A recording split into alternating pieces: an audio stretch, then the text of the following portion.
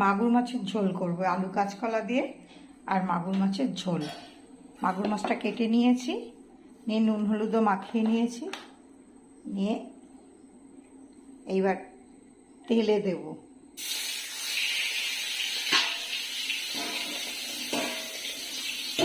মাগুর মাছ তো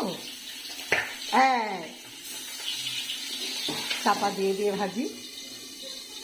আর এই যে আলু কাঁচকলা কেটে নিয়েছি, আর মশলা দেবো এখানে রেডি করেই রেখেছি। ধনে, মরিচ, জিরের গুঁড়ো, ধনের গুঁড়ো, মরিচের গুঁড়ো, নুন, হলুদ, কাশ্মীরি লঙ্কার গুঁড়ো, এই 8খানা টমেটো আছে, এটাও দিয়ে দেবো। এই ঝোলটা ভীষণ ভালো, মানে এই ঝোলটা খেলে খুব পেট ঠান্ডা করে আর শরীরটাও ভালো থাকে, ওই জন্য এই ঝোলটা করবো। তো বসিয়ে নিই, তারপর আবার 5 ফোড়ন দিয়ে দিয়েছি। মাছ ভাজা হয়ে গেছে, যে তুলে রেখে দিয়েছি, হালকা করে ভেজে নিয়েছি। আর এই যে আলু কাঁচকলা দিয়ে দিলাম, সামান্য তেল দিয়েছি। মাছ ভাজার তেলেই হয়ে গেছে, আবার এক্সট্রা কোনো তেল দিইনি। আমার শাশুড়ি ছিলেন, উনি মাছ ভাজার তেলে কখনো রান্না করতো না।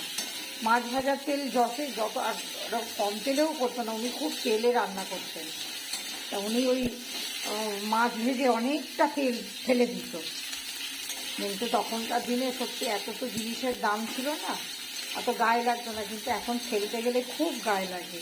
ওই জন্য আমি মানে খুব একটা জিনিস ফেলি না, তাও মাঝে মাঝে একটা দুটো জিনিস নষ্ট। আলুটা ভাজা হয়ে গেছে, এইবার এই যে রেডি করে রেখেছিলাম সব দিয়ে এইটা পুরো দিয়ে দিচ্ছি এর মধ্যে। এটা আর একটু জল দিতে হবে।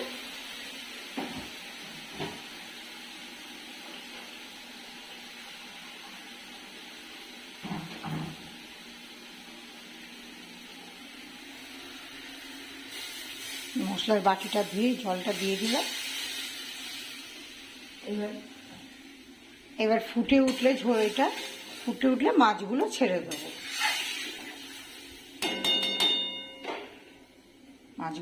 দেবো।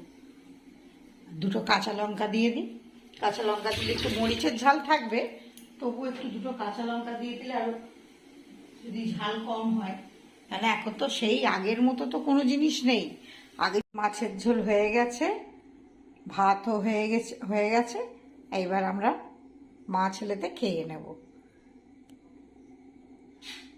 ভালো লাগলে সাবস্ক্রাইব করবেন, লাইক করবেন, কমেন্ট করবেন। তাহলে রাখি।